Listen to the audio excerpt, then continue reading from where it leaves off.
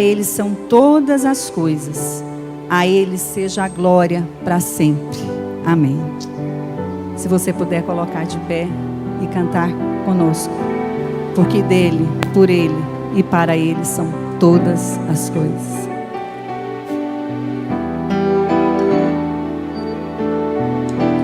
Porque dele, por Ele, para Ele são todas as coisas. Porque dele, por Ele, para Ele são todas as coisas. Porque dele, por Ele, para Ele são todas as coisas. Porque dele, por Ele, para Ele são todas as coisas.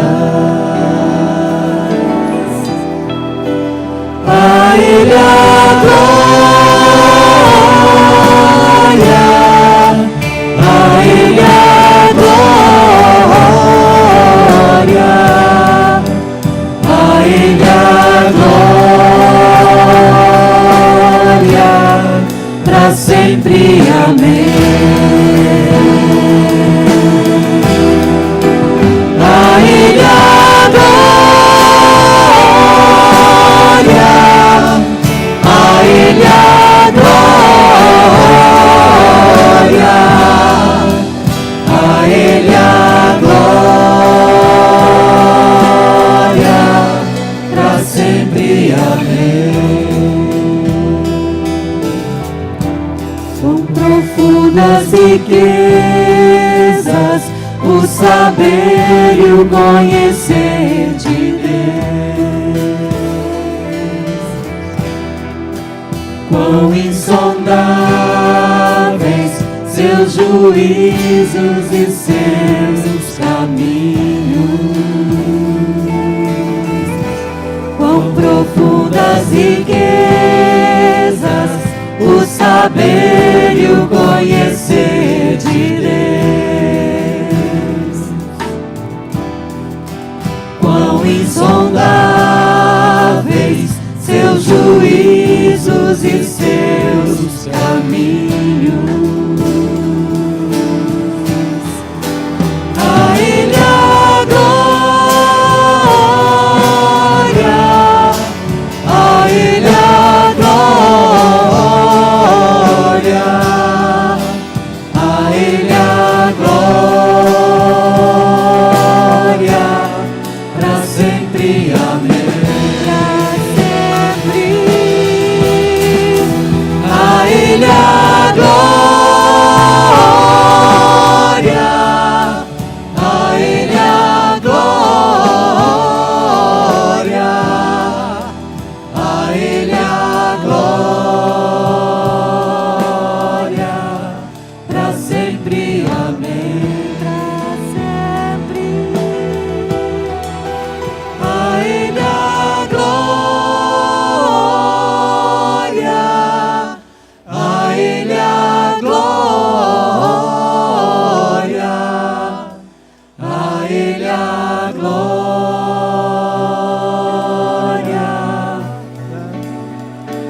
glória,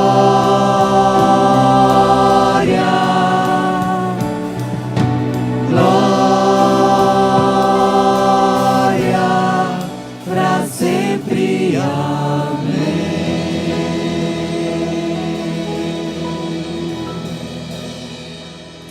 Aleluia, Senhor.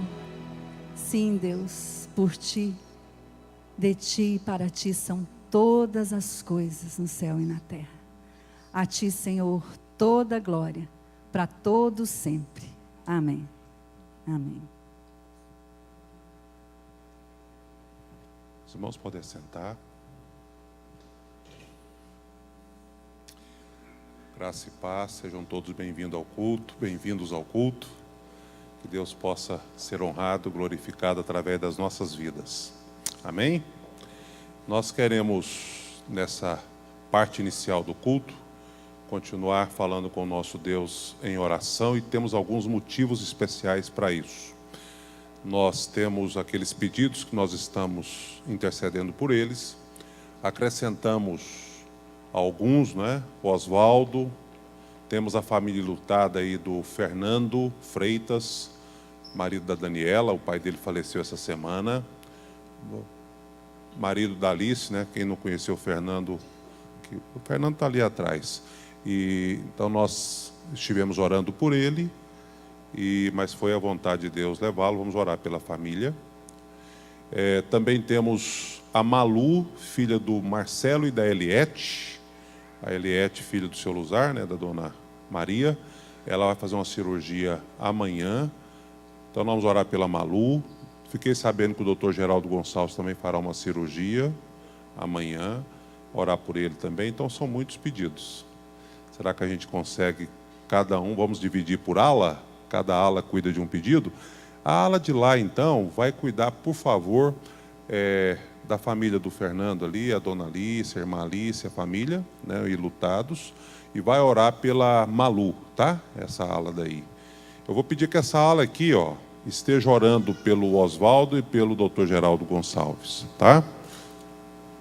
Esta ala de cá, né, da minha esquerda aqui de frente para mim, vai estar orando então pelo reverendo Stecil e pelo reverendo João Batista Cavalcante. Ok?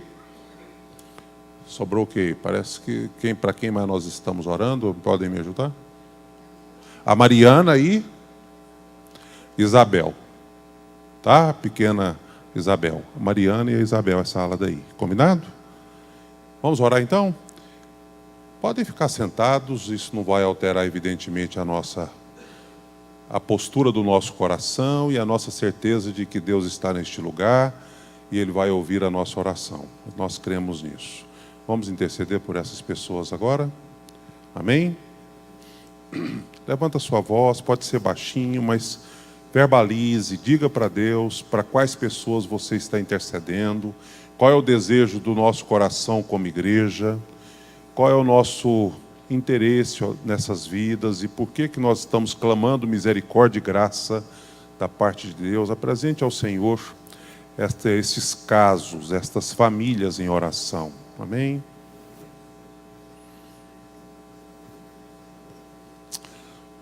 Aleluia.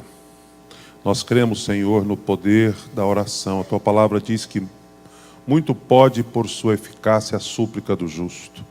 Por isso, ó Deus, enquanto o Teu povo ora, enquanto o Teu povo apresenta, ó Deus, nomes diante do Senhor, nós clamamos que o Senhor envie anjos ministradores, que o Teu Espírito possa pairar sobre cada casa, cada leito, cada lugar, e que um milagre possa acontecer, o milagre do conforto, o milagre do bálsamo, o milagre da restauração, o milagre da vida, o milagre da cura. Ó Deus, abençoe ricamente cada uma pessoa que está doente, trazendo, ó Deus, o bálsamo do Senhor para elas. Aqueles que estão aguardando cirurgias, prepare tudo, cuide do centro cirúrgico, dos profissionais. Pai, que nós possamos ver médicos surpreendidos com a ação poderosa do Senhor. Opere mesmo, ó Deus, na vida dessas pessoas que estão sendo citadas agora. Queremos também pedir consolo, alívio, paz do Senhor para aqueles que estão sentindo a tristeza da separação, da morte. Que o Senhor possa trazer refrigério para a alma de cada um. Enfim, Deus, abençoe mesmo essas pessoas pelas quais intercedemos. Queremos, como igreja, clamar por essas famílias que perderam muitas coisas na chuva dessa semana. Vizinhos nossos aqui que estão também passando por momentos difíceis, que o Senhor possa dar graça para cada um ali, abençoar, ó Deus, para que cada um consiga, com a ajuda e, ó Deus, com a solidariedade, reconstruir o que perdeu. Abençoe estas vidas, Pai. Enfim, pedimos a Tua graça mesmo sobre tudo aquilo que nos incomoda e que está ao nosso redor como igreja. Pedimos que o Senhor possa gerar, ó Deus, na vida de cada um milagre que de acordo com o que o Senhor deseja e quer. Clamamos por este culto. Obrigado, ó Deus, pela oportunidade de estar aqui. Fale ao coração de todos nós. Nos abençoe para que seja um tempo, ó Deus, muito precioso. Se alguém chegou neste lugar com o coração triste, Pai, restaure a alegria. Se alguém chegou neste lugar, ó Deus, enfrentando um desafio que parece insolúvel, difícil de transpor, gere esperança, fé, confiança no coração. Se alguém chegou aqui, ó Deus, com qualquer outro sinal, com qualquer outra dificuldade, com qualquer outro problema, clamamos que o Senhor produza neste culto restauração, vida, ó Deus, esperança, fé no coração de todos nós. Pai, nos dê um coração de adorador para que os cânticos possam chegar na Tua presença. Pai, nos dê também corações receptivos para que a Tua palavra possa chegar até nós. Pai, queremos que o nosso louvor chegue até o Senhor e queremos que a Tua palavra chegue até nós. Pedimos que a Tua bênção esteja com aqueles que estão nos acompanhando, ó Deus, pela internet, seja onde for, esteja onde estiver, que eles também cultuem ao Senhor e que a palavra do Senhor também seja a palavra viva no coração de cada um. Nós consagramos esse tempo e oramos no nome de Jesus. Amém. Amém.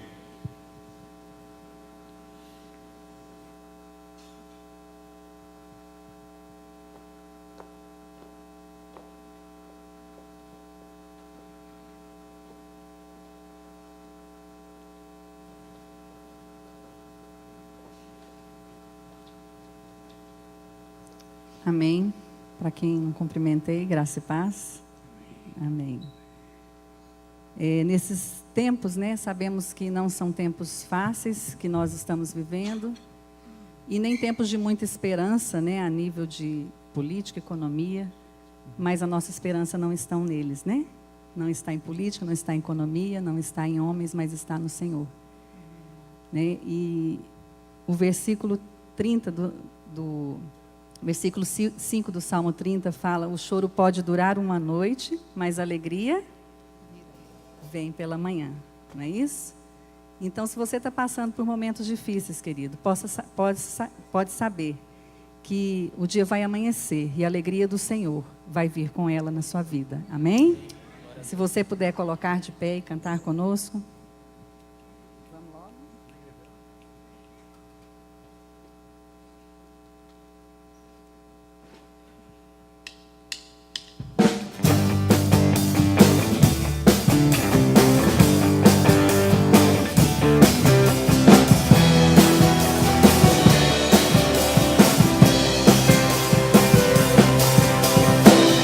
Cansado de sofrer, cansado de chorar, meus sonhos não se realizarão. Então por ti clamei, meu coração rasguei, eu encontrei os teus altares. Ei meu, Deus meu,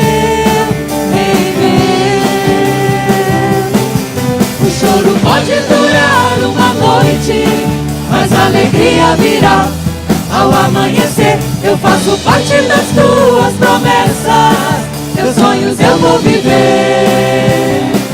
O choro pode durar uma noite, sim, mas a alegria virá ao amanhecer. Eu faço parte das tuas promessas, teus sonhos eu vou viver. Cansado de sofrer, cansado de chorar, meus sonhos não se realizarão. Então nós clamamos por quem? Então por ti clamei, meu coração rasguei, eu encontrei os teus altares. Ei meu, Deus meu,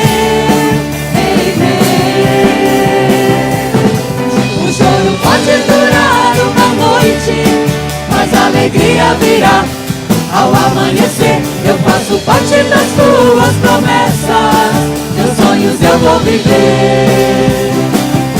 choro pode durar uma noite, mas a alegria virá ao amanhecer. Eu faço parte das tuas promessas, teus sonhos eu vou viver. Eu espero em ti, Jesus. Eu espero em ti, Jesus.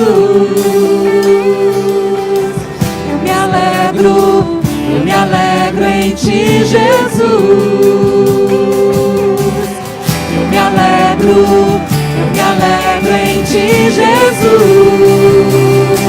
O choro pode durar uma noite, mas a alegria virá ao amanhecer. Eu faço parte das tuas promessas, teus sonhos eu vou viver. O choro pode durar uma noite, mas a alegria virá ao amanhecer. Eu faço parte das tuas promessas, teus sonhos eu vou viver. Aleluia. Esse é o nosso Deus, que escuta o nosso clamor, que atende a nossa oração. O nosso Deus que é maior que todo e qualquer problema. Amém?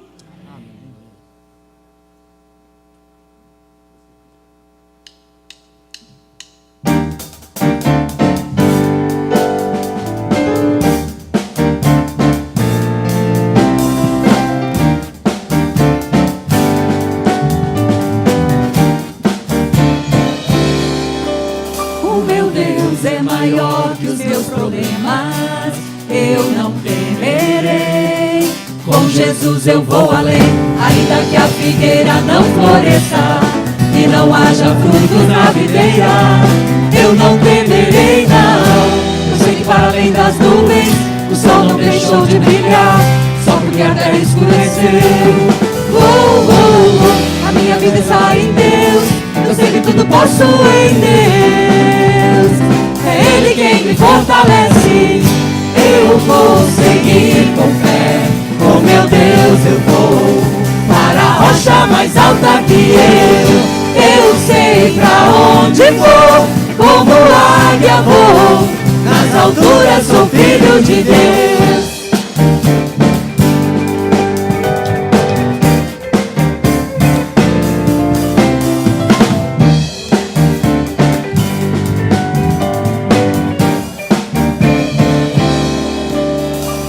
Deus sabe tudo que eu preciso pra sentir a paz dentro do meu coração.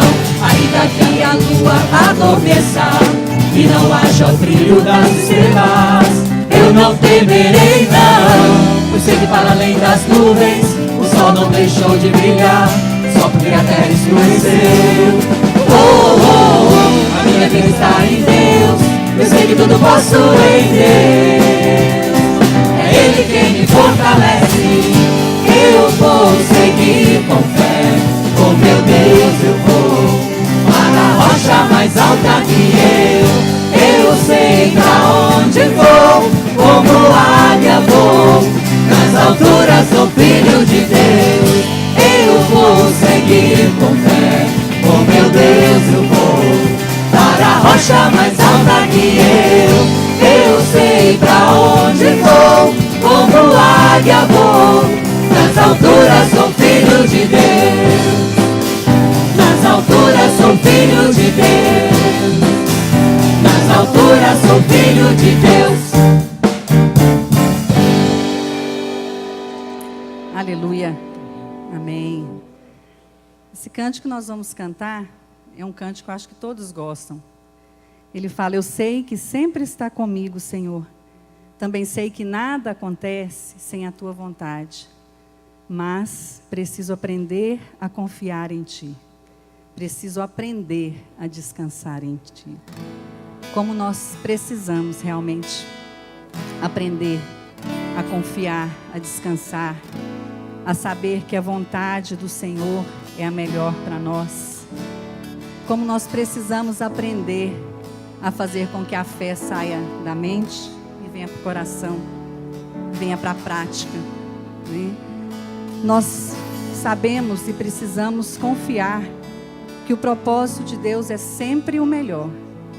Mesmo que muitas vezes na atualidade nós não estamos vendo o melhor, mas nós precisamos confiar que é o melhor.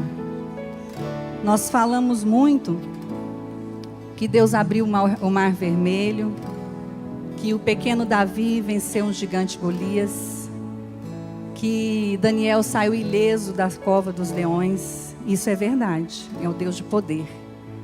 Mas muitas vezes nós esquecemos também que Davi, mesmo sendo ungido rei, ele foi perseguido por muitos anos. Ele viveu como um traidor, viveu fugido, né? Viveu passando muita dificuldade. Esquecemos também que José, antes de ser governador do Egito, ele foi vendido como escravo. Ele foi caluniado e por isso jogado numa prisão injustamente. E isso se passaram, a história diz, entre 13 a 15 anos para José alcançar a governador do Egito. E nós lembramos também que Estevão foi apedrejado. Pedro, João, Paulo foram açoitados várias vezes e presos várias vezes por amor ao Senhor. E tudo isso é propósito de Deus na vida de todos esses que eu citei. Irmãos, então não pense que o problema ou a dificuldade na sua vida não seja propósito de Deus também. O nosso Deus não é um Deus que prometeu um mar de rosas, uma vida só de maravilhas. Ele prometeu que estaria conosco em toda e qualquer situação. Amém? E nas situações, Ele nos aperfeiçoa. Ele nos transforma no caráter e na imagem de Cristo a cada dia. Amém?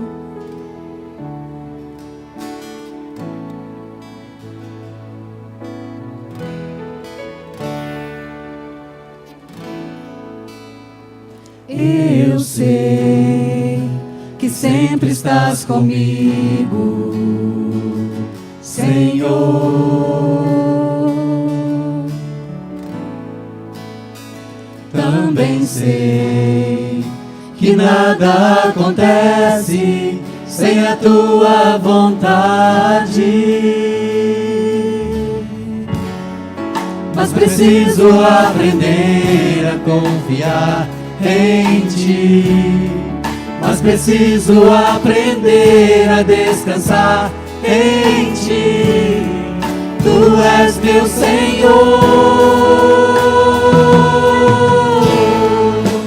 todas as coisas cooperam para o bem daqueles que te amam.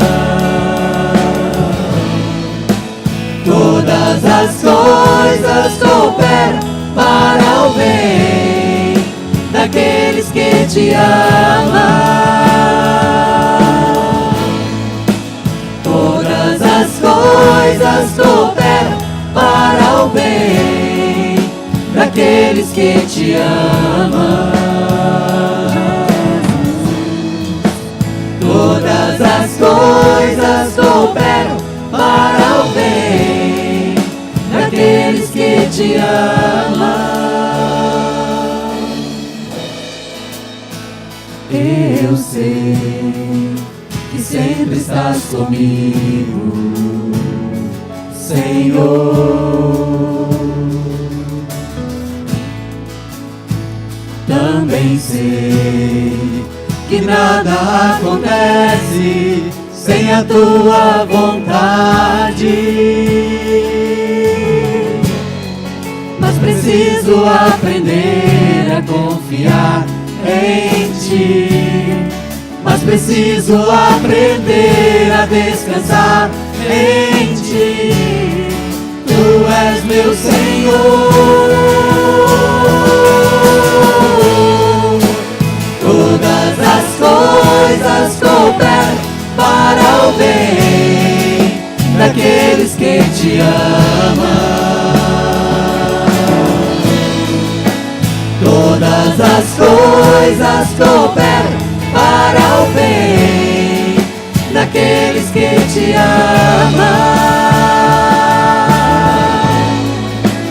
Todas as coisas cooperam daqueles que te amam. Todas as coisas cooperam para o bem daqueles que te amam.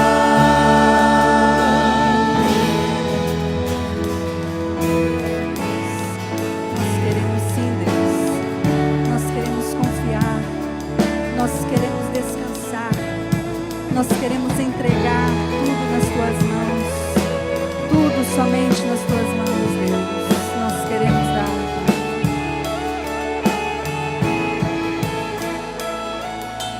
Tudo entregarei, tudo entregarei,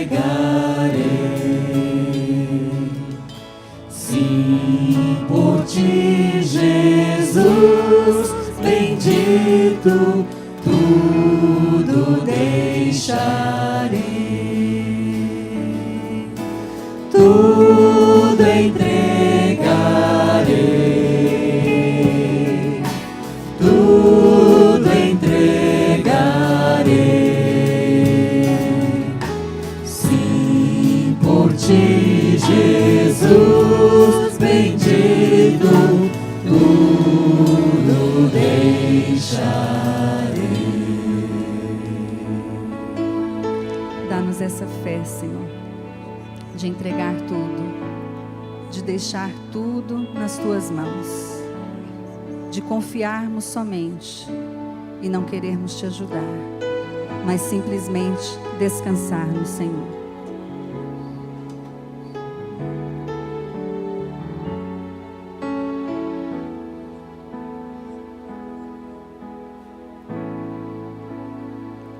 Este é o meu respirar,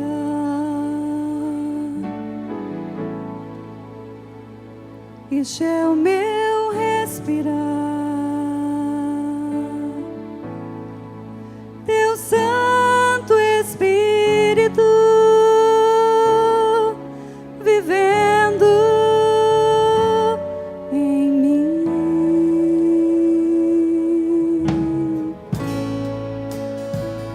E este é o meu pão, e este é o meu pão, tua vontade feita em mim. E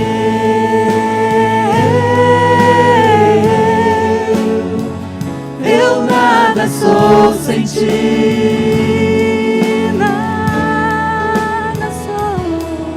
E eu perdido estou sem ti.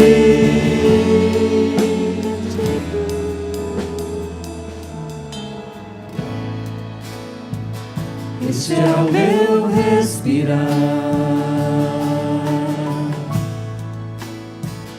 este é o meu respirar, Teu Santo Espírito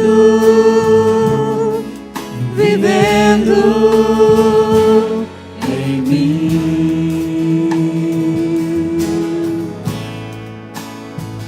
E este é o meu pão, e este é o meu pão,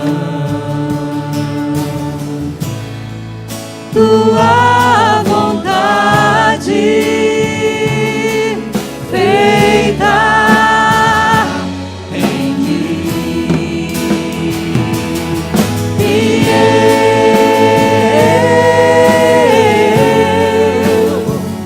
eu nada sou sem ti,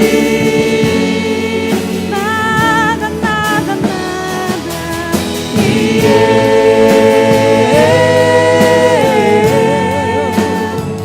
perdido estou sem ti, perdido. E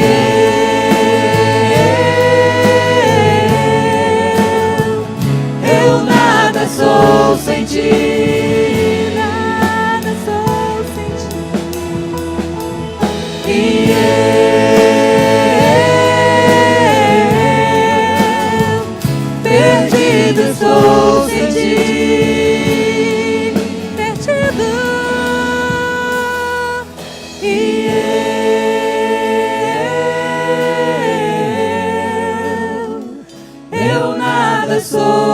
ti, nada sou. e eu perdido estou sem ti. Perdido estou sem ti. Perdido estou sem ti. Perdido estou sem ti.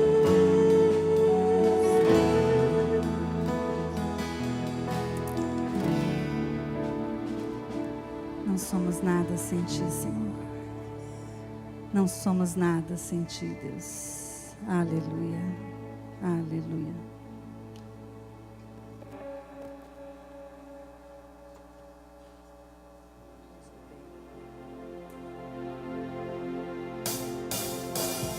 Ele é o Senhor, sua verdade vai sempre reinar. Terra e céus glorificam seu santo nome. Ele é exaltado, o Rei exaltado nos céus. Ele é exaltado, o Rei exaltado nos céus. Eu louvarei, Ele é exaltado, para sempre exaltado o seu nome. Louvarei. Ele é o Senhor, sua verdade vai sempre reinar. Terra e céus glorificam seu santo nome. Ele é exaltado, o Rei exaltado no céu. Ele é exaltado, o Rei exaltado nos céus. Eu louvarei, Ele é exaltado, para sempre exaltado seu nome. Louvarei.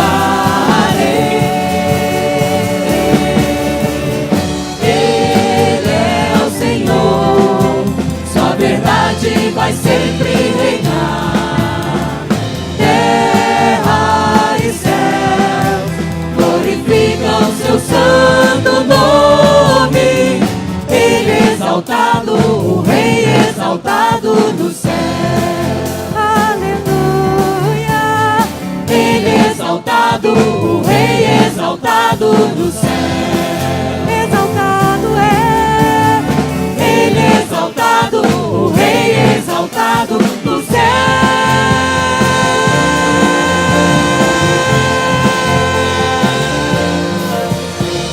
Aleluia.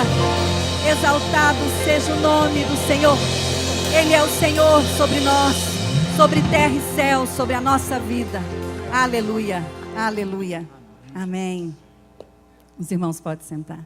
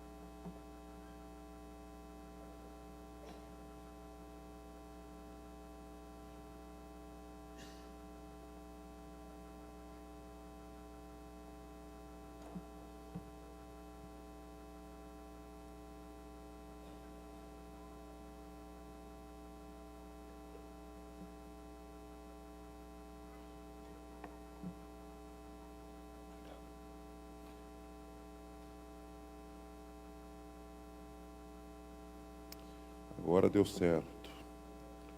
Amém. Gostaria de fazer mais uma oração. E nosso desejo é que Deus fale ao seu e ao meu coração. Amém? Pai, sei que nós já cantamos, mas agora peço que o Senhor aquiete o coração de todos nós. Que, ó Deus, nenhum som estranho, nenhuma mensagem de interferência venha impedir que nós ouçamos e entendamos a Tua palavra nesta noite. Por isso, todo ruído, todo som diferente, todo movimento, tudo aquilo que possa nos impedir de concentrar, de ouvir, de focar, de entender a Tua palavra, que seja repreendido agora em nome de Jesus. Ó Deus, a Tua palavra de hoje, como as das semanas anteriores, termina com uma advertência: quem tem ouvidos para ouvir, ouça. Nós temos ouvidos para ouvir. Ouvir com atenção, ouvir com concentração, ouvir com disposição de entender. Que o Teu Espírito possa falar nesta noite, a mim e a nós, em nome de Jesus. Amém. Amém. Nós estamos já na reta final. Quinta carta, quinta semana, Igreja de Sardes. Eu, particularmente, estou muito feliz com esta jornada desses dias. Deus está falando ao meu coração. Espero que Ele esteja falando ao seu coração também. Nós resolvemos esse ano, como é do conhecimento de todos, fazer esta jornada semanalmente. Cada semana é um desafio novo. Cada semana é um projeto novo. Cada semana é uma mensagem nova. Cada semana nós fazemos também compromissos novos. E o meu desejo é que ao final dessas 7 semanas, com as 7 cartas do Apocalipse, a gente tenha recebido muito de Deus para o nosso coração. Na carta de Sardes, que é a carta de hoje, o tema é avivamento ou reavivamento. Semana passada a gente falou sobre Tiatira, e o que havia em Tiatira era tolerância. A gente viu problemas muito sérios acontecendo em outras igrejas. A doutrina dos nicolaítas ou nicolaítas, vimos a tolerância para com Jezabel, a influência maligna de Jezabel. Nós vimos a respeito do abandono do primeiro amor, que é também algo que o Senhor condenou na carta de Éfeso. E temos visto a cada semana uma situação diferente. Mas a situação da igreja de Sardes, ela é completamente outra. O perigo não era externo, o perigo era interno. E nós vamos perceber que o tema é exatamente este, avivamento. Hoje eu resolvi colocar no mesmo slide as pequenas e rápidas informações que eu quero dar a respeito da cidade e da igreja. A cidade e a igreja têm histórias muito misturadas, elas se confundem. Porque a história da cidade é uma cidade que, cravada numa rocha, numa encosta, fortificada, importante, mas esta cidade sofreu. Esta cidade foi invadida. Num descuido militar, ela foi invadida, foi dominada, foi tomada. E era uma cidade próspera, de repente passou a ser uma cidade dominada. Como se isso não bastasse, sofreu um terremoto que a destruiu praticamente por completo. Depois Alexandre Magno a reconstruiu e criou uma padroeira para aquela cidade. E a padroeira era a deusa Cibele, porque era a deusa do reavivamento. Não é reavivamento a palavra, mas era a deusa que iria gerar vida para aquela cidade. E aí então, nós temos uma igreja plantada naquela cidade, uma igreja que também foi próspera, mas uma igreja que vivia de memória ou da reputação que tinha sido construída, e essa reputação permanecia, mas Jesus diz que a igreja estava indo de mal a pior. Só que não é Cibele, a deusa da cidade, a padroeira da cidade, que iria resolver o problema daquela igreja. Quem iria resolver o problema daquela igreja era Jesus. E nós vamos descobrir aqui quem é esse Jesus com poder para resolver o problema daquela igreja e para resolver o problema nosso hoje, da nossa igreja hoje também. Por isso, a cidade era uma cidade que foi morta e a igreja estava quase morta. A cidade foi reconstruída e dedicada a uma deusa que iria gerar vida. Mas a igreja tinha uma pequena faíscazinha de vida, e esse pequeno sinal de vida poderia ser nada mais, nada menos do que a chance de Jesus realizar um milagre e trazer de volta a vida para aquela igreja, porque afinal de contas Jesus veio para trazer vida. Ele próprio disse, eu vim para que tenham vida e a tenham em abundância. Deixa eu dizer uma coisa para você, tentando trazer para o nosso contexto, para daqui para frente a palavra de Deus para Sardes ser palavra de Deus para você e para mim. Sem dúvida alguma, o diabo tem algumas estratégias. Preste atenção. Ele já teve a estratégia da perseguição em alguns lugares e ainda continua tendo a estratégia da perseguição para amedrontar, para tentar fazer com que crentes se acovardem. Mas quando o diabo percebe que essa estratégia não funciona, ele usa outras estratégias. E uma estratégia que ele usou para a igreja de Sardes e continua usando para a igreja de hoje, sabe qual é? A estratégia, desculpa a expressão popular que você conhece bem, do crente meia boca, do mais ou menos crente, do crente que tem aparência de crente, tem nome, mas que na verdade ele não é crente coisíssima nenhuma, não tem uma vida e uma experiência com Deus. Essa é a estratégia do inimigo, gerar morte dentro da igreja, frieza espiritual dentro da igreja. Por isso, se aquela igreja precisava, eu diria que a nossa igreja também precisa, necessita urgentemente desta palavra que revitaliza, que reaviva, que gera a vida do Espírito na vida dos crentes e na vida da própria igreja do Senhor Jesus. Quero que você traga para o seu coração esta mensagem, porque igreja é você, igreja sou eu. A mensagem de que nós não podemos perder a vida que há em Cristo Jesus, gerada pelo Espírito Santo.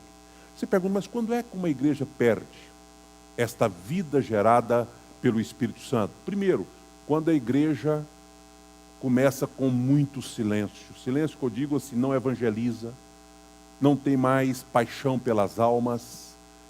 Isso é um sinal terrível que deve ser vigiado. Quais são os sinais de morte que podem estar nos cercando? Desmazelo com a palavra de Deus, frieza com a oração. Cuidado, às vezes esses sinais estão se avizinhando de nós e nós estamos permitindo, sabe aquela indisposição de estar com os irmãos, indisposição de estar na congregação, de estar na comunhão. Muita gente encara isso como natural. Não é natural. Sabe quando é que você perde o apetite? Quando você não está bem fisicamente. Sabe quando é que você perde o interesse pelo alimento da palavra e pela oração? Quando você não está bem espiritualmente. Quando estamos mal, nós perdemos o apetite, a sede, a fome, o desejo. Por isso a palavra de Deus é palavra de Deus para nós esta noite. Cidade de Sardes, igreja de Sardes. Vamos ler um texto bíblico? Está lá em Apocalipse capítulo 3, os primeiros versículos que dizem: o anjo da igreja em Sardes escreve: estas coisas diz aquele que tem os 7 Espíritos de Deus e as 7 estrelas. Conheço as tuas obras, que tens nome de que vives e estás morto. Sê vigilante e consolida o resto que estava para morrer, porque não tenho achado íntegras as tuas obras na presença do meu Deus. Lembra-te, pois, do que tens recebido e ouvido. Guarda-o e arrepende-te. Porquanto, se não vigiares, virei como ladrão, e não conhecerás de modo algum em que hora virei contra ti. Tens, contudo, em Sardes, umas poucas pessoas que não contaminaram as suas vestiduras e andarão de branco junto comigo, pois são dignas. O vencedor será assim vestido de vestiduras brancas, e de modo nenhum apagarei o seu nome do livro da vida. Pelo contrário, confessarei o seu nome diante de meu Pai e diante dos seus anjos. Quem tem ouvidos, ouça o que o Espírito diz às igrejas. Que o Senhor nos abençoe. Amém. Vou fazer essa divisão numa perspectiva assim um pouco mais médica, poderíamos dizer, biológica, né? Qual que é o diagnóstico apresentado nesses versículos para a igreja de Sardes? Vou repetir o versículo primeiro. Estas coisas diz aquele que tem os 7 Espíritos e as 7 estrelas. Sê vigilante e consolida o resto que estava para morrer, porque não tenho achado íntegras as tuas obras na presença do meu Deus. A situação não era das boas, aquela igreja estava na UTI. Havia um restinho de vida, porque ele diz, consolida o resto que está para morrer. Mas essa igreja, daqui a pouco eu vou falar sobre isso, ela não tinha esta aparência. Sabe por quê? Porque os membros, a igreja tinha um hall de membros, e os membros estavam com seus nomes no hall de membros da igreja. De vez em quando as pessoas se preocupam muito com isso, por efeito de organização a gente precisa ter hall, né? Quando as pessoas querem ser recebidas, a gente preenche uma ficha, a gente recebe no hall de membros da igreja. Uma estrutura tem que ter organização. Mas de vez em quando eu ando por aí e tem pessoas que já tem 1 ano que não aparecem na igreja e me fazem a pergunta, pastor, mas eu sou de lá, meu nome ainda está lá, né? Não tira meu nome de lá não, pastor, eu não estou indo por causa disso, daquilo, daquilo outro, mas meu nome é de lá. Isso não acontece com pouca frequência não, acontece até com uma razoável frequência. Mas a grande pergunta não é se o seu nome está no hall de membros da ISEC. A grande pergunta é se o seu nome está no livro da vida. Porque, na verdade, as palavras que Jesus diz para aquela igreja são palavras bombásticas. São palavras do tipo, gente, vocês não estão ouvindo os balaítas, balaamitas. Vocês não estão ouvindo Jezabel, sendo influenciadas por Jezabel. Aos olhos da cidade, parece que a igreja tem vigor. Aos olhos da cidade, parece que a igreja está viva. Mas é só rótulo, é só aparência. Eu quero dizer para vocês que essa igreja parece mais um cemitério. Cemitério. Não se enganem. O caixão é bonito. Caro. As flores que estão no caixão por cima são bonitas. Mas tem um corpo morto lá dentro. Do que tudo isso adianta? Um corpo que dentro de pouco tempo vai entrar em estado de decomposição. Não importa a beleza. Não importa o luxo. A gente que é pastor e vive das mais diferentes experiências. E eu vivi uma de estar num velório luxuosíssimo. Não vou descrevê-lo aqui por questão ética. Tudo muito luxuoso. Mas dentro daquele luxuosíssimo caixão, tinha alguém sem vida. Tinha alguém que, se não fosse sepultado, começaria a cheirar mal. Independente de toda a riqueza. E o estado desta igreja é: consolida o resto que está para morrer. Agora, meu irmão, quem morre não é a estrutura. Quem morre não é o estatuto da igreja. Quem morre não são as instalações da igreja. Quem morre é a igreja. E a igreja sou eu. A igreja é você. Por isso a história não é nada agradável. O que nós vemos diante de nós é um quadro terrível. Terrível. Que deve refletir a sua e a minha realidade. Dizem que certa vez um pastor ia pregar um sermão sobre vida e programou um velório na igreja para pregar sobre vida. E pôs um caixão simbólico e pôs a igreja para vir na frente ver o que estava dentro do caixão. E cada um que olhava para o caixão via a si mesmo, porque tinha um espelho. Ele olhava, assustava, porque ele se via o seu rosto.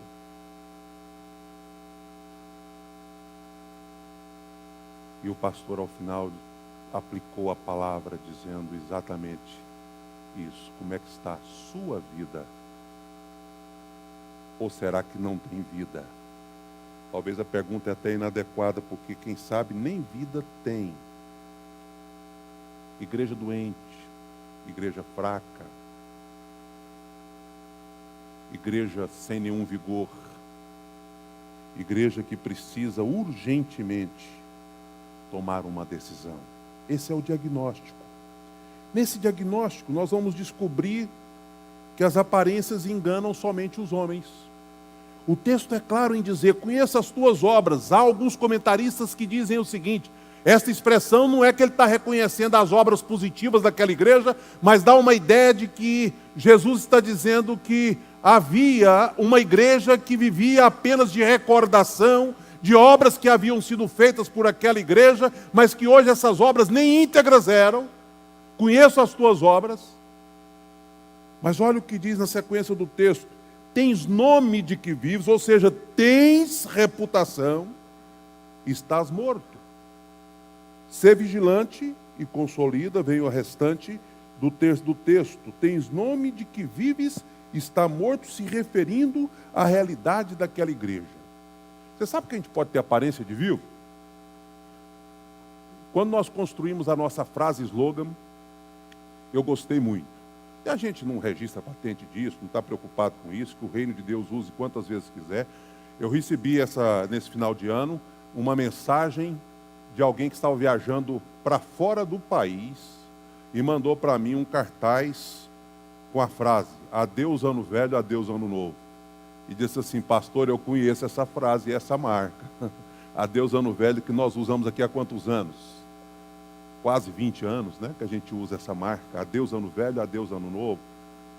Amém, que Deus use. Uma igreja em Brasília me ligou, querendo saber: pode usar? Pode, é para a glória de Deus, use aí, é uma bênção. Despeça do ano velho e consagre o ano novo ao Senhor. Adeus ano velho, adeus ano novo. E a nossa frase slogan, né? Uma igreja viva, servindo ao Deus vivo. Eu já preguei uma série de mensagens sobre esse tema, porque o nosso desejo não é pôr isso apenas debaixo da nossa logomarca, mas o nosso desejo é que a Igreja Cristã Evangélica de Campinas seja de fato uma igreja viva, onde as pessoas cheguem e dizem: eu vi vida nesta igreja. Agora, onde é que está a vida da igreja? É no ritual? É na quantidade de eventos constando na agenda da igreja? Olha que igreja viva! Ela teve 5 conferências durante o ano. Olha que igreja viva, olha quantos retiros em quantos encontros. É assim que a gente vê a vitalidade de uma igreja? Claro que não. A vitalidade de uma igreja é medida de uma outra forma. Por isso que aquele que realmente sonda as mentes e os corações não pode ser enganado nunca. Tens nome de que vives, tem reputação, tem aparência, mas estás morto. Estás morto.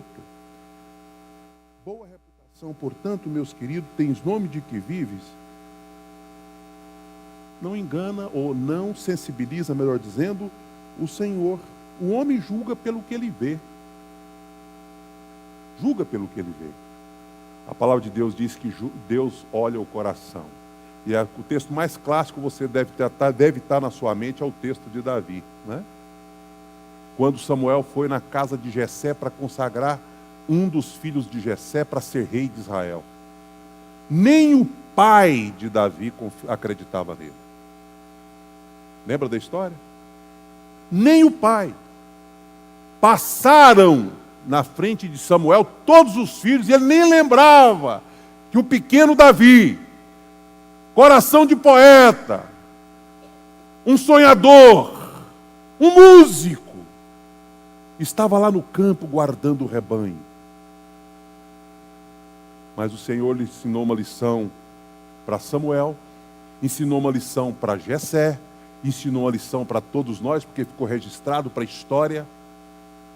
E a palavra de Deus para Samuel não olha para a aparência. O homem vê o exterior, mas Deus vê o que está dentro. Deus vê o interior. Meu irmão, nós não conseguimos viver de aparência e enganar a Deus. Podemos enganar a sociedade. Podemos enganar o homem. Né? Mantemos uma aparência de piedade, de consagração, de pureza, de santidade. Às vezes as pessoas olham para nós e dizem, puxa, que exemplo de vida cristã.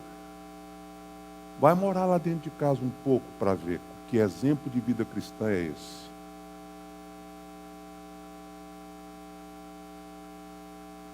Será que o Evangelho gerou vida de Deus em você?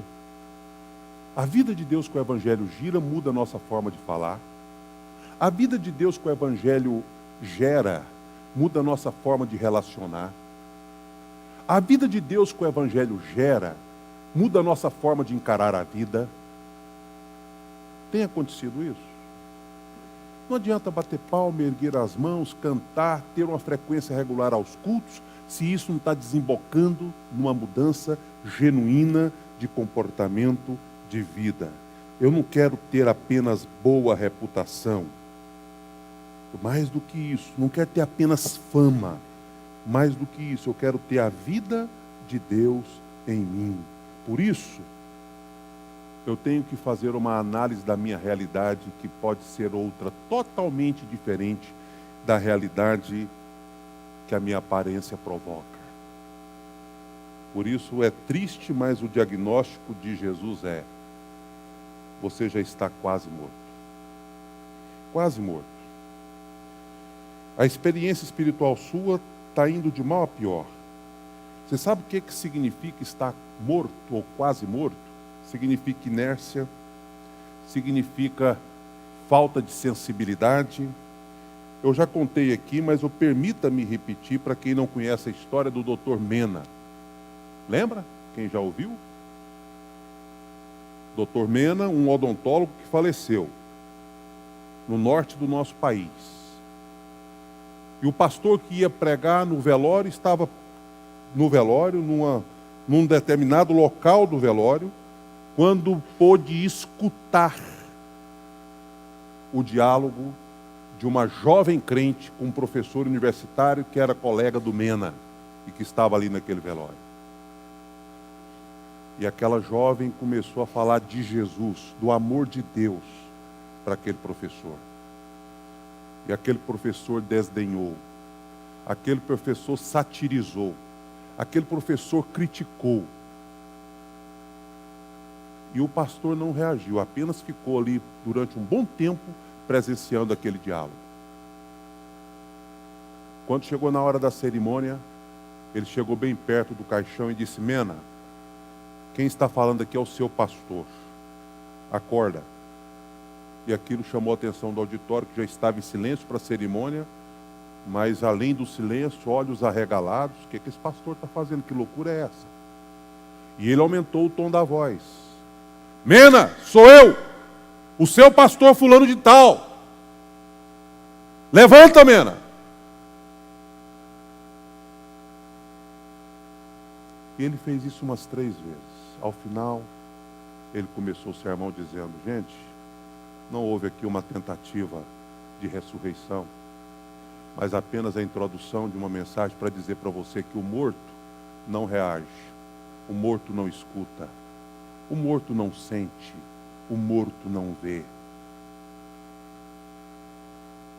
E é assim com a morte física, e também é assim com a morte espiritual. Sabe por que tem gente que às vezes passa a vida inteira escutando a palavra de Deus, lendo a palavra de Deus, ouvindo bons testemunhos e não reage? Porque está morto. Morto não reage. Morto não sente. Ah, pastor, mas eu tenho chorado pela vida do meu filho. Você chora em cima de um caixão, mas a pessoa não está vendo absolutamente nada e não vai reagir.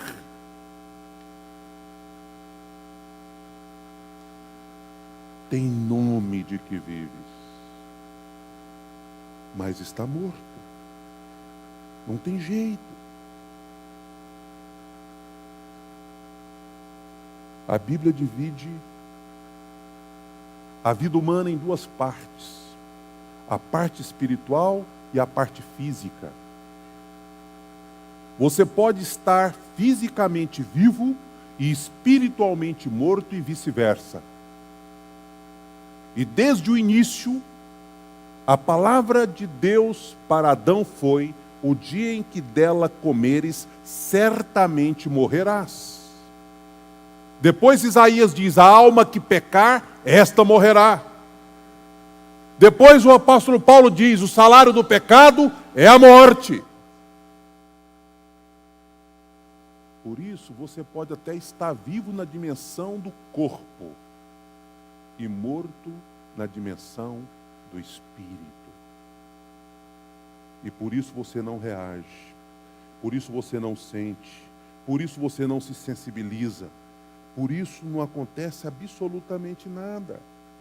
Mas hoje à noite nós temos alguém que pode chamar Lázaro depois de 4 dias de volta à vida.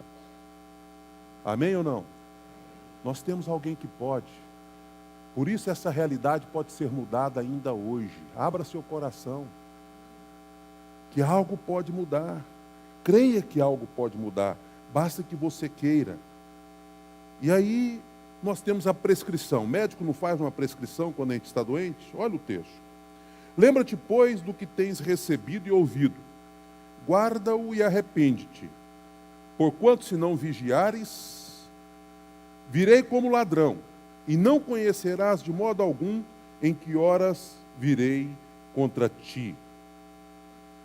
É interessante porque neste texto nós podemos eleger 5 palavras, e depois dessas 5 palavras nós podemos chegar a uma conclusão sobre o que Jesus está prescrevendo para aquela igreja e para você e para mim. Primeiro, o texto diz: ser vigilante, vigie. Vigie. É interessante porque esse verbo vigiar, ele está presente em vários textos bíblicos. Vigiai e orai, ser vigilante. O diabo está ao derredor procurando alguém para devorar. Esse vigiai é a mesma ideia de que tome cuidado, fique alerta, olhos abertos, não seja ingênuo. Às vezes a gente vê um casal vivendo uma miséria de vida e achando que tudo é culpa do temperamento, é culpa não sei de quê. Gente, quem é que veio para roubar, matar e destruir? Não é o diabo? Você acha que quem está querendo roubar, matar e destruir sua felicidade, seu relacionamento, sua família, é apenas o temperamento ruim do A ou do B? Por trás tem uma força maligna, destruidora, por isso vigie. Abra os olhos. Não estou dizendo para você ser místico e espiritualizar tudo. Tem coisa que depende de tratamento, depende de mudança de vida, depende de atitude, eu sei disso. Mas mesmo aquelas coisas que dependem de atitudes, podem ter recebido uma influência maligna por trás. Porque o diabo é destruidor, então vigie, fique atento, fique alerta. O outro verbo que está aí é consolida o resto que estava para morrer. Jesus diz, olha, se você não tomar cuidado, vai acabar. A situação vai piorar. Por isso consolida. As tuas obras não estão íntegras. O restinho de vida daqueles que são fiéis está quase apagando. Consolida. O outro verbo que está no texto é lembra-te. Lembrar de quê? Do que você tem recebido, do que você tem ouvido. É o exercício da memória. Outro verbo é guarda, ou, em outra tradução, obedeça. E o outro é arrepende-se. Perceberam quantos verbos? Vigie, consolide, guarde, não é? Obedeça, arrependa. 5 verbos estão presentes aí. Agora, o resumo desses 5, para a gente poder fechar, são apenas 3 pontos. O primeiro deles é, volte à palavra. Lembre. Volte para a Bíblia. Volte para o que o Senhor Deus orienta. Quantas vezes você tem lido a palavra de Deus? Qual o valor que você dá para a palavra de Deus? Qual é o apetite que você tem da palavra de Deus? Você está cansado de saber que a Bíblia diz que é a palavra no coração que te ajuda a não pecar, né? Guardo no coração a tua palavra para não pecar contra ti. A pergunta do salmista acompanhada da resposta, de que maneira poderá o jovem guardar puro o seu caminho? Observando segundo a tua palavra. Como é que o diabo venceu, como é que Jesus venceu o diabo ali no monte, depois da tentação, depois do jejum de 40 dias, na tentação de Jesus, registrada em Mateus 4? Com a palavra. Como é que você quer ter uma vida vitoriosa sem a palavra? Por isso eu queria sugerir, volte para a palavra. Memorize a palavra. Leia a palavra. Decida decorar um versículo por semana, pelo menos. Tem tantos meios, põe ele na tela do seu celular. Ponha num cartão. Leia até decorar. Existem alguns versículos chaves que nós precisamos saber de cor. Não tem esse negócio de apenas... Eu me lembro viajando uma vez como seminarista num ônibus para Palmeiras de Goiás, que tinha um senhor já falecido, mas eu o conheci nesse ônibus, e esse homem estava evangelizando dentro do ônibus, sem estar com a Bíblia na mão. E aí alguém elogiou, mas o senhor sabe muito a Bíblia? E ele respondeu dizendo, eu tenho 3 Bíblias. A Bíblia que eu ando com ela na mão, uma que eu guardo no coração e outra que eu memorizei. Porque a Bíblia, para mim, precisa ser memorizada, precisa ser guardada. E se tomar a Bíblia de nós um dia e disser, vocês não podem ter mais Bíblia, vai restar o que ficou gravado. Decore, volte-se para a Bíblia. O segundo resumo, a segunda frase que resume isso, que representa o diagnóstico de Jesus é, volte-se para a oração. Vigie. Entre para o seu quarto em secreto. Ore enquanto você estiver no trânsito. Na hora que der vontade de você xingar a pessoa que te fechou no trânsito, ore. Senhor, abençoe essa vida. Você está achando que eu sou diferente de você? Eu estou de carne e osso também. Tem hora que já teve lugar no trânsito que me deu vontade de acelerar o carro atrás da pessoa. Só que dar vontade não significa fazer, concorda? Dá vontade, você controla, pede perdão e ora. Me lembro que o trânsito mudou aqui na Assis Chateaubriand, esquina com a 17, muitos anos atrás. Só que o cara não sabia que o trânsito tinha mudado, o sinal abriu e não podia fazer conversão mais para a esquerda. Então o sinal abriu para mim E ele achou que podia fazer a conversão da esquerda e entrou. E por nada que a gente tem uma batidinha razoável lá. Por nada. Mas você precisa ver o escarcéu que esse cara fez, como se eu tivesse errado. Ah, mas que vontade que me deu de correr atrás dele e fazer ele voltar lá no sinaleiro. Para ele saber que o sinaleiro estava aberto para mim. Não é? Mas isso não ia pegar bem. Não é? Porque as pessoas, eu lembro do pastor Gerê, muito conhecido no Brasil, viajando com uma pessoa. Aí ele chega no aeroporto, alguém, ô reverendo, ô pastor, ô Gerê, ô não sei o quê. Aí disse que o cara que estava com ele falou assim, estão de olho no senhor. Estão de olho no senhor. Não é? Vigie. Vigie, estão de olho em você. Ore, tenha intimidade com Deus, volte-se para o Senhor.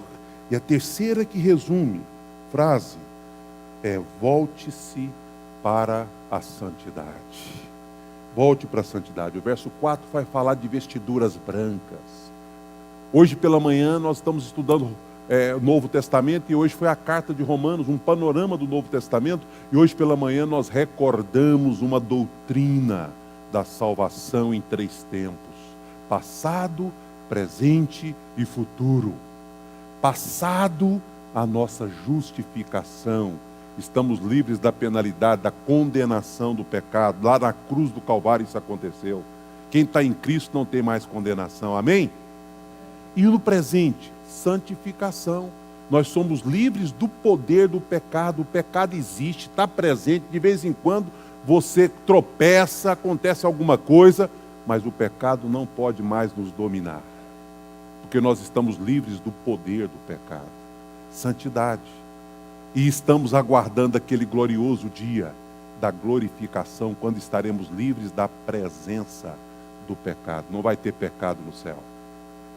E aí nós não vamos ser mais atormentados, sofrer tentação. Nada disso vai acontecer. Como diz Apocalipse, as primeiras coisas já terão passado. Tudo se fez novo.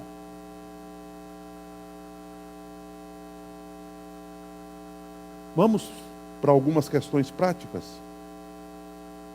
Você viu que a apresentação de Jesus estava no começo e eu vou falar dela agora. Porque Ele é o agente da vida. Pastor, nós queremos ter vida. Eu pessoalmente quero sair daqui hoje reavivado. Esta igreja vai passar pela experiência do genuíno avivamento. O que eu preciso? Você precisa conhecer o agente do avivamento, que é Jesus. Estas coisas diz aquele que tem os 7 espíritos e as 7 estrelas. Vamos ver aí o que significa isso? 7 espíritos. É a totalidade do espírito. É a plenitude do espírito. Alguém associa esse texto com o texto de Isaías que fala espírito de sabedoria, espírito de conhecimento, espírito... São 7 características que estão lá em Isaías. Mas eu não estou aqui querendo estabelecer esse paralelo. Basta para nós entendermos que o número 7 na Bíblia dá uma ideia de plenitude, de algo completo. Quem é que está dizendo isso? Aquele que tem o Espírito de Deus na sua plenitude, na sua totalidade. Os 7 espíritos. Mas o texto também diz, estas coisas diz aquele que tem as 7 estrelas, que são as igrejas. Então as igrejas têm dono. Os anjos da igreja podem ser, né? Tem 2 interpretações. Eu tenho sempre defendido que o anjo da igreja são os líderes da igreja. Existe uma corrente que acha que são anjos mesmo, seres celestiais, que cada igreja tem um ser celestial, um anjo, vigiando a igreja.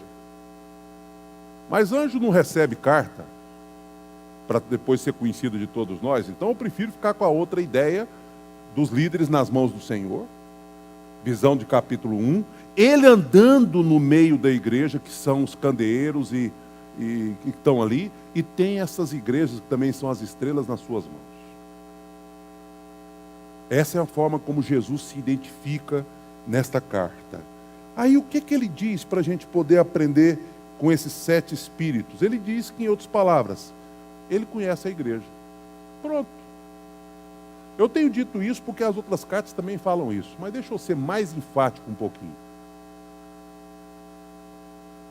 O remetente, aquele que é o agente vivificador da igreja, conhece o seu estado.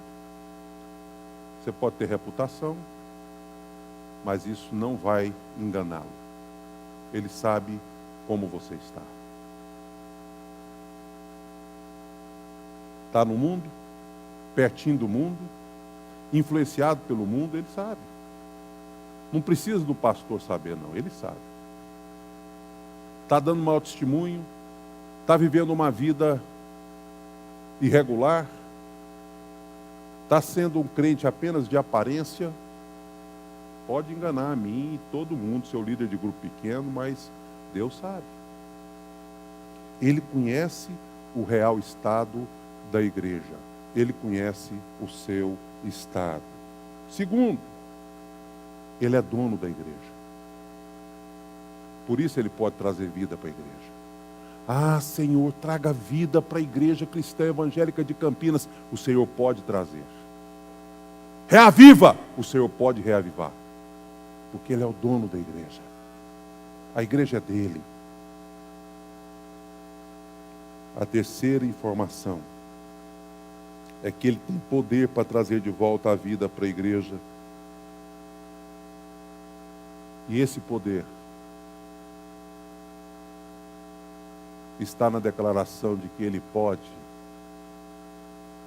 pôr o seu livro, o nome no livro da vida, ou tirar o nome do livro da vida. Aí alguém diz, pastor, então está dizendo aí que a gente perde a salvação. Eu não creio. O que eu creio é que, como o Senhor diz que não quer que ninguém se perca, mas que todos cheguem ao conhecimento da verdade, a priori, o nome de todo mundo está lá.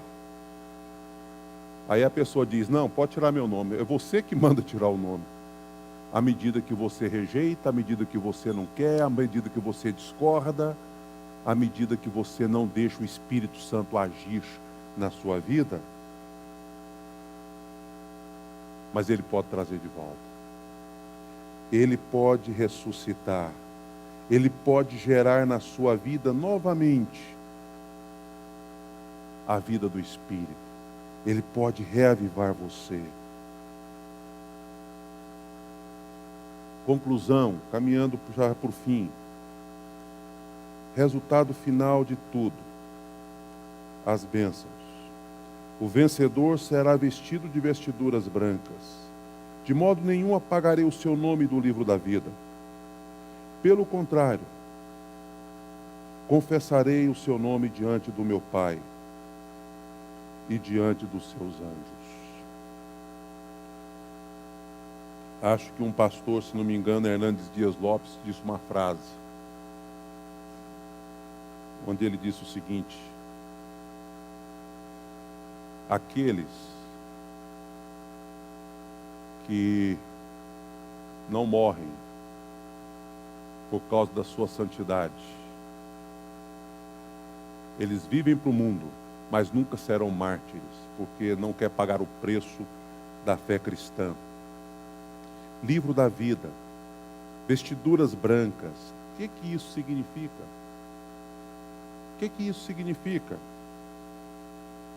Primeiro é que sem santidade não há glória. Você está brincando, mas é uma realidade. Sem santidade não há glória. Vestiduras brancas fala de santidade. Sem santidade não há glória. Essa semana eu falei numa empresa para umas 30 e poucas pessoas que estavam consternadas, eu disse isso na escola dominical, porque uma funcionária morreu num acidente de moto. E aí, uma menina muito ativa, muito brincalhona, contagiante. E aí um dos donos da empresa me ligou e disse: pastor, o senhor pode vir aqui trazer uma palavra? Eu posso. Me surpreendi, achei que seria para umas 8, 10 pessoas, tinha mais de 30 pessoas lá, finalzinho de expediente. Aí a chefe imediata dela leu um pouquinho da história daquela moça das características daquela moça que eu não conheci. Mas eu tive a oportunidade de falar naquele momento de consternação a respeito da vida. Não ia falar a respeito da morte, a respeito da vida. 29 anos, 56, 60, 112, aquele homem mais velho do mundo morreu esses dias atrás. O que isso importa?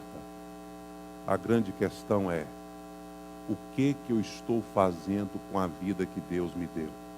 Como eu estou vivendo? Essa é que é a pergunta. Porque às vezes você está vivo, mas diante dos olhos de Deus você está morto. De que adianta se você estiver morto? De que adianta? Sem santidade não há glória. Você quer festa, você quer ser vencedor, você quer ter vitória, quer ter alegria. Então percorra o caminho da santidade. Segundo resultado, não apagarei o seu nome do livro da vida. Eu falei em determinado momento da mensagem a respeito do nome no rol de membros. Fico muito grato e feliz por seu nome no nosso rol de membros. Quem não tem, poderá ter. Já estamos programando o próximo batismo, se prepare. Quem está congregando e quer se efetivar, fale com a gente. É muito bom isso. Mas o que eu gostaria mesmo, meu irmão, minha irmã, é que o seu nome estivesse no livro da vida. Sabe por quê? Todos nós já perdemos alguém. E quando você perde alguém na sua casa e você é que vai preparar a documentação, a primeira providência é o atestado de óbito. Sabe por quê? Porque é necessário apagar o nome de quem morreu do livro dos vivos. Ele vai virar apenas um registro histórico. Mas ele deixou agora o livro dos vivos. Mas sabe qual é a promessa que Jesus nos faz aqui? É de que o meu nome estará no livro da vida.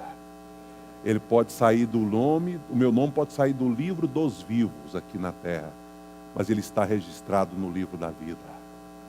E é isso que faz a diferença. É isso que faz a diferença. Mais do que um rol de registro na igreja, livro da vida. Mas o texto ainda diz: confessarei o seu nome diante de meu Pai e diante dos seus anjos. Quem dá bom testemunho aqui, confessa o nome de Jesus aqui, anda com Jesus aqui. E o jeito de Jesus se apresentar, meu querido, não é para você apenas saber informações sobre Ele. É para você entender que Jesus é uma pessoa. E mais do que saber informações sobre Ele, nós precisamos nos relacionar com Ele. Ele é uma pessoa.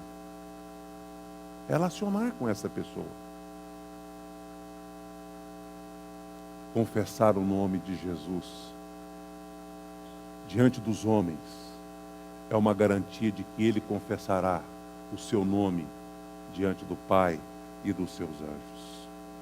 Que resultado maravilhoso. Último slide. A conclusão não podia ser outra senão: quem tem ouvidos, ouça o que o Espírito diz à igreja. O que o Espírito de Deus disse a você hoje à noite? Sabe que jeito que eu quero terminar? Anunciando o jejum desta semana. É vida. Nós precisamos de vida. E o conselho de Jesus para a vida é: volte para a palavra, volte-se para a oração e volte-se para a santidade.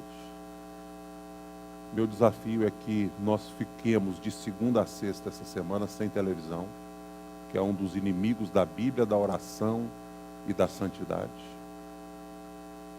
E eu não vou dizer para você deixar as redes sociais, principalmente porque muitos trabalham através das redes sociais, mas você sabe qual é o segundo desafio?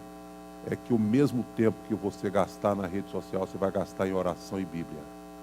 Calcule. Eu gastei meia hora hoje, então é meia hora com o Senhor em oração e leitura da Bíblia. Para você só entrar mesmo, porque aí você vai pesar, né? poxa, se eu fiquei o dia inteiro, então como é que eu vou ficar a noite inteira com a Bíblia? Então você vai só entrar para o que é essencial. Para que você saiba que na mesma proporção do que você gastar nessas áreas, você vai gastar com oração, vai gastar com a palavra de Deus, com a Bíblia Sagrada. Você está disposto a fazer isso? É só assim que o avivamento vai chegar. É buscando a Deus em oração e com a palavra dele na mente, no coração, é que nós vamos chegar lá. Sem essas coisas nós não vamos chegar. Televisão, jejum. Redes sociais, internet, etc., para serviço. E assim mesmo eu vou compensar ao mesmo tempo com a palavra e com a oração. Será que nós damos conta? Podemos fazer esse desafio? Amém? Então quem quer orar comigo, entregando o jejum da semana, fique em pé e nós vamos orar ao Senhor e dizer: Senhor, eu vou fazer isso, porque eu quero ter vida. Eu quero reavivar, eu quero sentir a vida do Espírito em mim. Eu quero começar uma história, um capítulo novo. Eu quero viver para a glória do Senhor. Amém.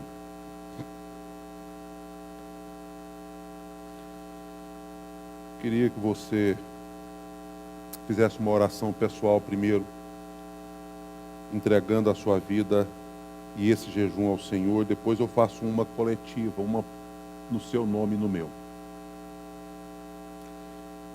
Esses são os adversários do nosso jejum, mas eu queria dizer para você que existem outros. Adversários do nosso jejum, não, adversários da nossa santidade. Quais são os adversários da nossa santidade?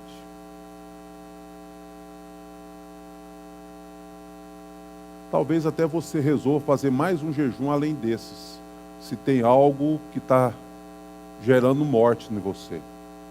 Você pode. O jejum que a gente orienta aqui do púlpito não significa que é o único, não. Você pode criar o seu jejum também. Acrescentar. A gente está fazendo jejum de 5 dias, segunda a sexta. Você pode fazer até domingo. O limite mínimo a gente dá aqui do púlpito. O limite máximo você tem liberdade. Amém? Pai, eu quero encerrar este momento na certeza de que esta igreja será uma igreja viva, constantemente servindo a um Deus vivo. Cremos nisso, Pai. Eu sei que o diabo tenta tirar a vida de todos nós, de uma ou de outra forma, porque ele veio para roubar, matar e destruir. Mas também Jesus Cristo veio para dar vida e vida em abundância. E não temos por que temer, ó Deus, o inimigo, se nós temos uma promessa de vida abundante em Jesus.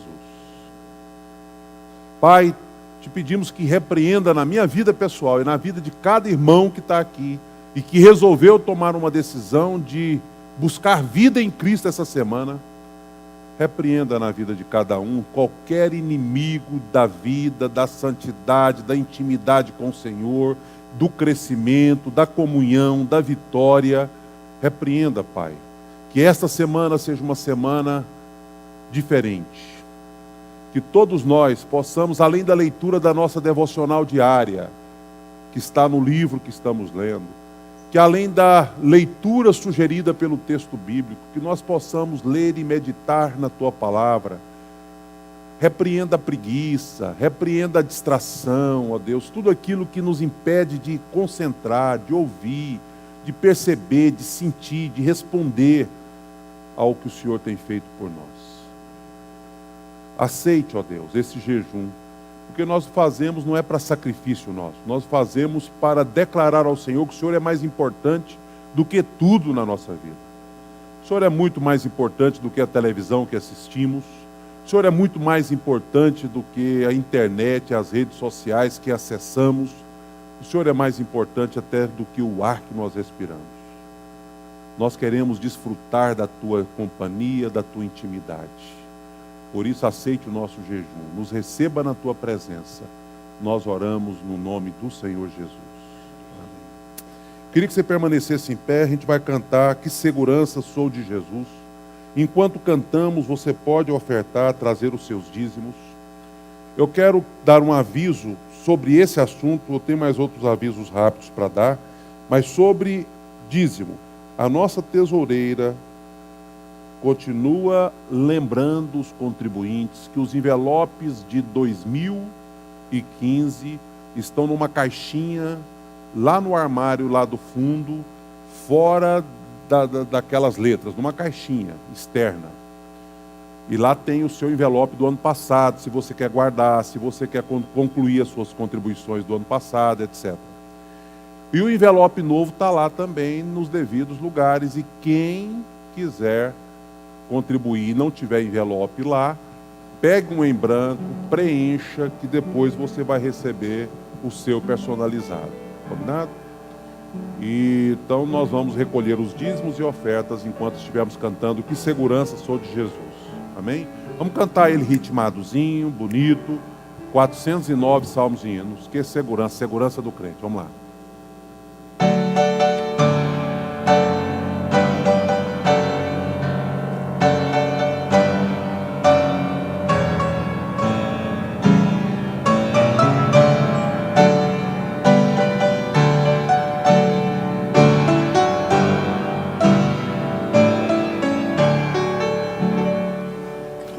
Segurança sou de Jesus, por Ele agora vivo na luz.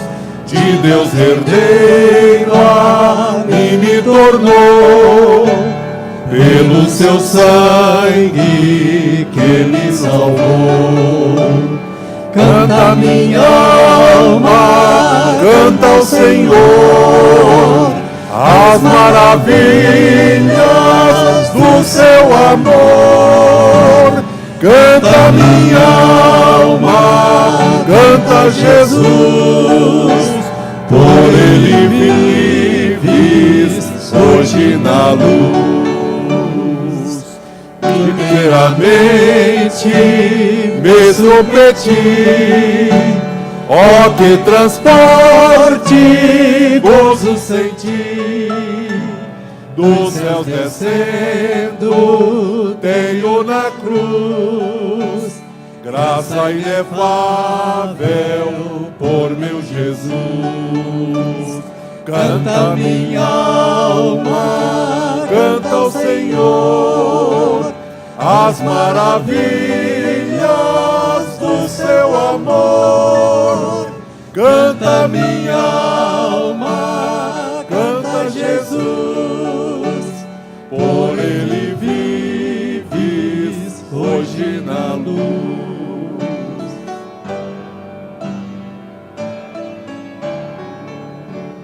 Sempre submisso, quero viver Sua vontade, sempre fazer, rejubilando a todos contar que meu Jesus me veio salvar. Canta minha alma, canta ao Senhor, as maravilhas do seu amor. Canta minha alma, canta Jesus, por Ele vives hoje na luz. Amém. Pode ficar em pé que nós já vamos encerrar o culto. Apenas deixa eu certificar.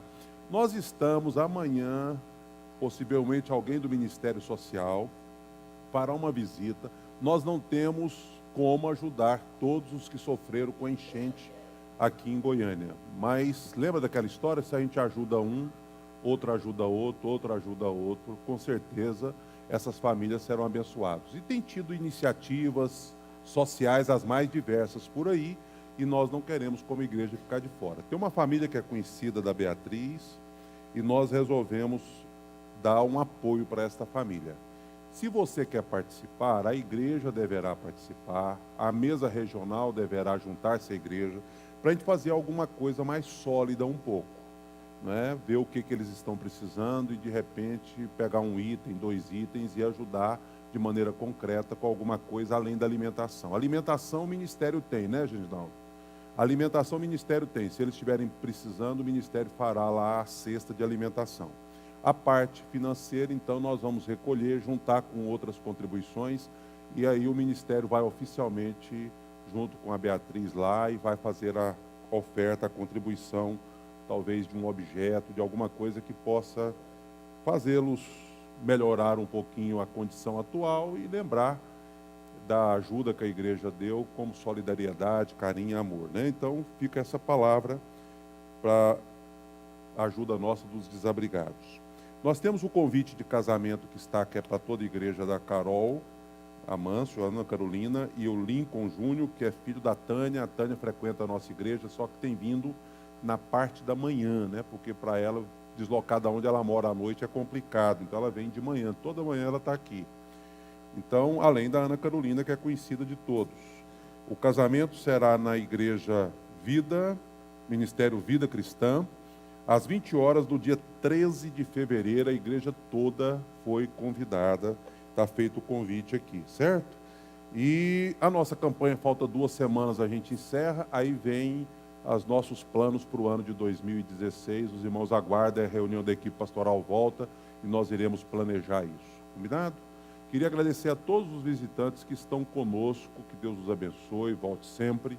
Vamos orar pelos irmãos que estão viajando e lembrar, estavam me esquecendo, mas nós vamos fazer isso intensamente durante a semana. Líderes de grupos pequenos, auxiliares ou aprendizes e também interessados, nós vamos nos reunir na chácara da igreja no próximo sábado, a partir das 9h30 da manhã, 10 horas mais ou menos, e para confraternização, mas cada um vai levar a sua carne e o seu refrigerante. Nós vamos nos juntar lá e vamos ter apenas um momento de oração e uma palavra sobre os desafios de 2016. Tá bom? Vamos almoçar juntos, curtir, desenvolver um relacionamento lá e ouvir aí um pouco dos nossos sonhos e projetos para os grupos pequenos em 2016. Combinado? Eu gostaria de convidar o pastor Fábio, ele é pastor de uma igreja em São Luís dos Montes Belos, para vir aqui, para estar orando. Tá. Eu tive o privilégio de pregar numa reunião da MEAR, né, na igreja dele. Quero dar o testemunho público de que eu gostei muito, né, de estar lá. Eles têm um ministério fantástico na área de crianças, é muito bom, impactante lá na cidade, com centenas de crianças sendo atendidas e abençoadas. Então eu queria que ele estivesse orando, né? Deve estar em voos de férias, e Deus a honra da visita aqui hoje, para que ele orasse terminando o nosso culto hoje à noite. Amém? Amém. Boa noite, queridos, a graça e a paz. Amém? Amém. Vamos ser gratos ao Senhor por esse culto. Senhor, é um privilégio podermos nos reunir como teu corpo, Amém. Celebrarmos ao Senhor e recebermos uma palavra que impacta a nossa vida. Amém. E que nos motiva a continuar. É verdade, Deus. Nós somos gratos ao Senhor, ó Deus, por esta igreja, que é uma igreja inspirativa e que embala o teu reino. Amém. A olhar adiante e estabelecer cada etapa daquilo que está proposto pelo Senhor. Amém. Nos conduza numa semana extremamente abençoada pelo Senhor. Amém, Jesus. Que a Amém. extravagância do teu amor esteja sobre nós. Amém. Cuide de todos os aspectos da nossa vida. É a nossa oração em nome de Jesus. Amém. Amém. Amém. Que a graça do Senhor Jesus, o amor de Deus, o Pai, a comunhão e as consolações do Espírito esteja conosco aqui, com o povo de Deus na terra, hoje e para sempre. Amém. Dá um abraço em pelo menos umas 5 ou 6 pessoas antes de ir embora, tá bom? Foi um prazer, Pai.